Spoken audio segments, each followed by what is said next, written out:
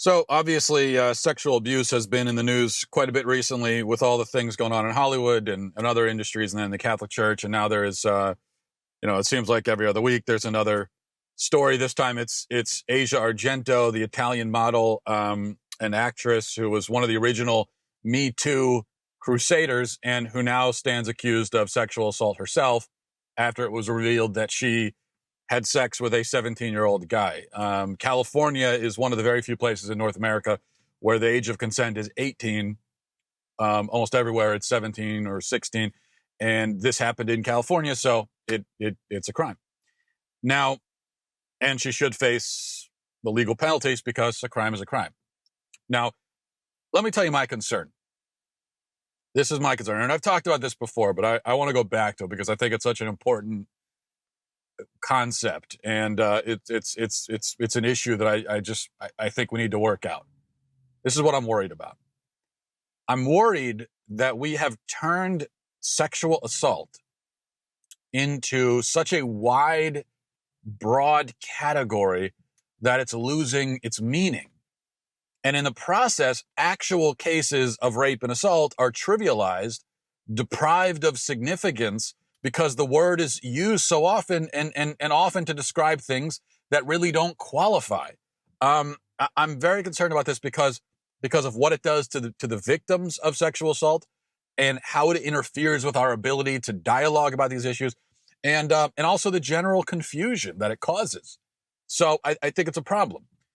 When we talk about the sexual assault problem, it seems like there are many different types of situations that get kind of lumped into it. It's one of the reasons why I don't like the Me Too. Once you start putting a slogan, once you take an issue, a really serious issue like sexual assault, and you put a slogan on top of it, Me Too, that's the slogan. Well, then it simplifies things way too much, because now you've got this slogan, this category, and then all these different kinds of things end up getting thrown into it, and they don't all belong there. They don't all belong with each other, right? And it seems like in each industry where this has been an epidemic and it's been in the news, what you find really, although they all get lumped into the same category, if we do have to put them in categories, it seems like there are, broadly speaking, really two different categories. So in Hollywood, there are the stories of women being forcibly raped, or threatened if they don't go along with something. And there are the kind of stories you hear about Kevin Spacey, right, where he's going around groping and fondling people against their will. He's forcing himself on 14-year-old kids and so forth. You have situations like with Larry Nassar, where he molested hundreds of kids under the guise of performing medical procedures and that kind of thing. And then obviously you have the Catholic Church and the terrible stories of children being raped by priests. And all of these stories are, provided they're true, of course, they're clear-cut cases of rape and abuse. Nobody disputes that. Okay, that's rape, abuse, assault. And in all of those situations, if there was any justice in America, everybody involved, if they're found guilty, they'd all be going to prison forever. Even though that has only happened very rarely, in these situations.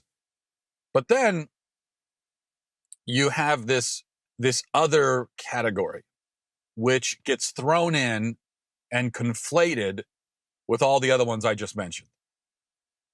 So here you have the cases in Hollywood where actresses willingly have sexual relationships with powerful men, sometimes for years. Asia Argento herself, I believe, she was in a sexual relationship ongoing with Harvey Weinstein for like 5 years. She kept going back and engaging in this, in this stuff with him. And they do this for the sake of movie roles and so on. And for more, power and clout in the industry. And then years later, after getting what they want out of it, they claim that they were being assaulted the entire time. And in the Catholic Church, you have some cases where like cases involving Cardinal McCarrick. You hear about Cardinal McCarrick and the controversy surrounding him. Now, there are accusations that he molested children.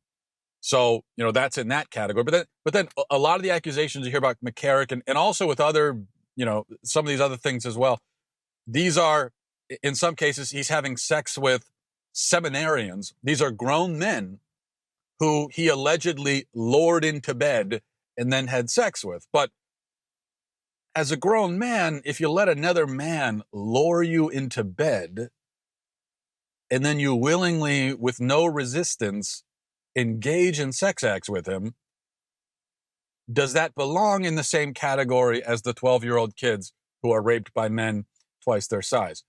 I think clearly it doesn't. And then you also have the accusations against Asia Argento, where a guy at 17, legal age, in almost every state in the union, willingly has sex with this, 100-pound Italian model, making no effort to leave the room or leave the situation.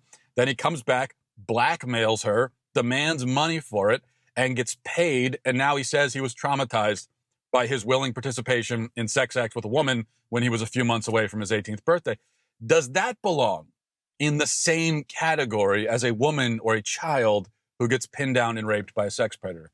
And then you have cases on college campuses where we're told now, drunk sex is rape. That's what we're told now. Because if you're drunk, you can't consent. So drunk sex is automatically rape. So then a woman gets drunk. And this happens all the time on college campuses. I'm sure I'm not scandalizing you by telling you this. But what happens is people go to parties, men and women, and they get drunk. And many of the people there, the reason why they're doing that is because they want to have sex with somebody. And it's part of the reason why they go to these parties. So then you'll have situations where a woman gets drunk, guy gets drunk, they're both drunk, they have sex, they're both eager participants in the moment, and then the next day the woman wakes up and says that she was raped. Does that belong, with these other cases of rape? And then you have instances of inappropriate language or conversations in a work environment where a man is accused of hitting on women or trying to initiate relationships, maybe unsuccessfully, or making rude comments. And all of these also get lumped in and are stuffed under the kind of Me Too umbrella. What you have is a wide variety of cases that, in my view, are wrongly, even dangerously conflated and mixed together and compared. Here's the problem, I think. This is where this comes from. This is where the trouble comes. We have, as a culture, removed all moral boundaries from sex. We have discarded all notions of sexual morality except for consent. That is the one moral rule that we have maintained when it comes to sex. Consent is the only moral rule that we still observe with sex. And so when an immoral sexual encounter occurs, even if it wasn't rape or assault, we have no language with which to describe it. I think there are many cases where where there's some sort of sexual encounter, and we all instinctively recognize that it was immoral, that there's something wrong with it. But because we've gotten rid of the whole idea of sexual morality, we just have no way to describe it. We don't know what to do with it.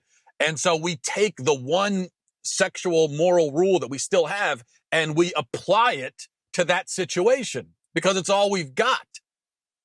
Even if it's not appropriate in that case. Because we have no basis for condemning any sexual encounter unless the sexual encounter was non-consensual. So we end up just calling all of these things non-consensual, even if it was consensual, even if both people involved chose to do this thing. In our minds, we have really two categories. There are non-consensual sex, which is bad, and then we have consensual sex, which we think is always good. That's what the culture says. That's what a lot of us have, most of us, it seems like that's the idea that we have. It's like, as long as they're consenting adults who choose to do this thing, then it must be okay. But the reality is that there's a lot of bad sex. There's a lot of immoral sex. There's a lot of disordered, gross, harmful sex that is nonetheless consensual. All of the cases that I mentioned, they're all immoral, bad, gross, harmful. But they're not all rape. Some of them were, not all of them.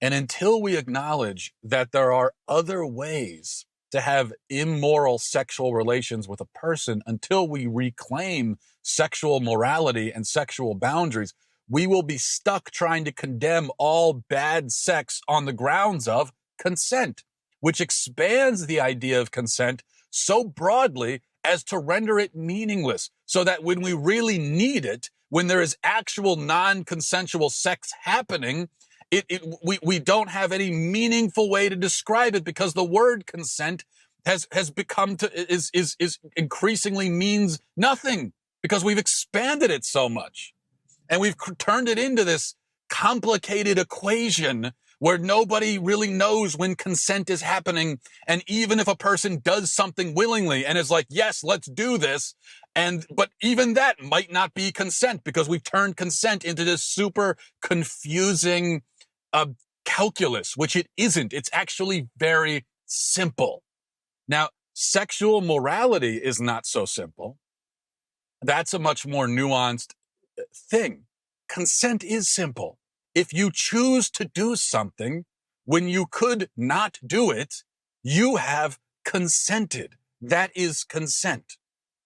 The great hurdle that we face is this modern idea that sex is only immoral if it lacks consent. That is false. Obviously, every situation where sex lacks consent is immoral. That we know. But there are also plenty of situations where sex is immoral even when it has consent. So it is problematic, I think, for someone to willingly have sex in a situation where they could not have sex and then later say they were raped. Because that is just not rape. It's not what rape is.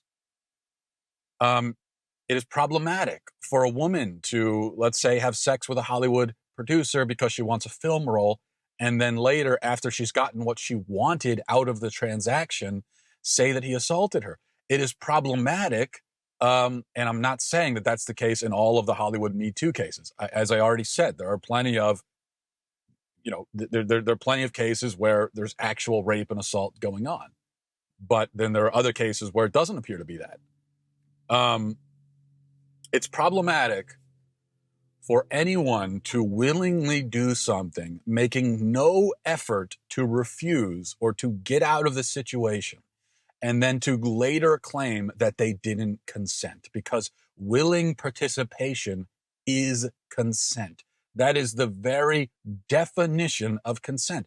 The only time that it's not consent, the only time when willing participation is not consent, is when there is something that precludes the person from being able to actually willingly consent, or when their consent is coerced. So if there are threats or something involved, then obviously that's not consent. That's not willing participation. You're not willing. It is when you're coerced into doing something, that's not willing participation. Or if we're talking about someone who is at an age where they don't possess the mental capacity to consent, or to understand what sex is and what the ramifications of it are. So obviously that's not consent either. But as long as the willing participation is actually willing, and the person involved possesses the mental capacity to make that sort of willful choice, then it was consensual. Yet, even if it was consensual, it is not absurd for a person to come away from a sexual encounter, a consensual encounter, feeling violated or embarrassed or hurt or used. It is not absurd for them to feel like something wrong happened, like the sex was wrong, and like they were wronged in the process. Because there is indeed a whole vast category of consensual yet wrong sex. And we need to acknowledge that and start talking about that rather than trying to make everything into assault and rape. Now, consensual yet wrong sex, that includes a lot of different things. This is a category where, you have sex that's transactional. Sex where it's not respecting of human dignity, where it's done purely so that both partners can exploit the other for pleasure. Or where one partner is exploiting the other for pleasure and the other partner, although they're willingly participating, they are looking for something else out of it, or they think that there's love and devotion involved, but there really isn't. Any sex where there's no love, where there's no devotion, where there's no concern for the other person's personhood, okay? All of that is bad, and it's gravely immoral. But if it falls into that category where both partners choose to do it, it's not rape. It's bad, it's wrong, it's even evil, but it's not rape. Rape is a particular thing, and it has to remain a particular thing so that we know what it is and thus can protect against it and can punish it when it happens and can fully understand the severity of this terrible evil, which is one of the most evil things a human being can ever do. I think we have to be willing. As I said, we have to reestablish, I think, some boundaries for sex, some moral rules that go beyond just consent. And we have to get away from this idea that just because it's two consenting adults, it must be okay. That is, for both people to consent, that is just like square one. That's just, obviously both people need to consent, clearly. But there's more to it than that. And I think it makes it, when we have turned consent, because we're trying to make consent into something that can cover all cases of immoral sexual relations without ever actually acknowledging explicitly that there can be immoral sexual relations that are consensual. So when we're broadening consent like this, and or the idea of consent, when we're turning it into this very complicated, huge thing, that's where you end up with these ridiculous things on college campuses like affirmative consent rules, where if two people are having sex, they have to continually, throughout the activity, they have to continually verbally say, yes, I want to continue doing this. Yes, I want to continue to. And of course, that's just not human. Human beings, it's not how humans function. That's how robots function. Humans are not robots. And so that's absurd. But that's what we've done when we've turned consent into this thing where, as I said, even, when a person could be in the middle of a sexual activity with another person, and both people could be willing participants, but that doesn't mean, that isn't a safeguard against the possibility that the next day one of the people involved could say, oh, actually I didn't consent. Yeah, I said yes, I did it, I was into it. I never tried to leave, I never said no, I never even hinted at no and all that, but actually it was rape. Yeah, it was actually rape. And so it makes into this really complicated thing where it's almost impossible. We've made it where it's almost impossible for a person to actually know if what they're doing is consensual outside of this affirmative consent thing. Unless we're going that far where there is verbal affirmative consent continuously throughout the act and we become like robots. Outside of that, it has become almost impossible to actually know if there's consent. So I think that's where these other moral ideas and rules come into play. Where you could ask yourself, yeah, the other person is a willing participant, but then you could ask yourself, do I love this person? Am I devoted to them? Is this respecting of their dignity? Am I just using them for pleasure? I mean, these are easier questions to answer. These are easy questions to answer for yourself. Once you've gotten past the consensual part of it, yeah, they're willing. Okay, now here are these other questions. And unless we're willing to introduce those ideas to human sexuality again, which obviously over the last several decades, we have ripped all of that away, and look at what's happened as a result. Until we're willing to infuse that back into it, to reintroduce those ideas, I just think there's no hope of any of this getting any better. All right, that's going to do it for me. Have a great weekend, everybody. Thanks for watching. Godspeed.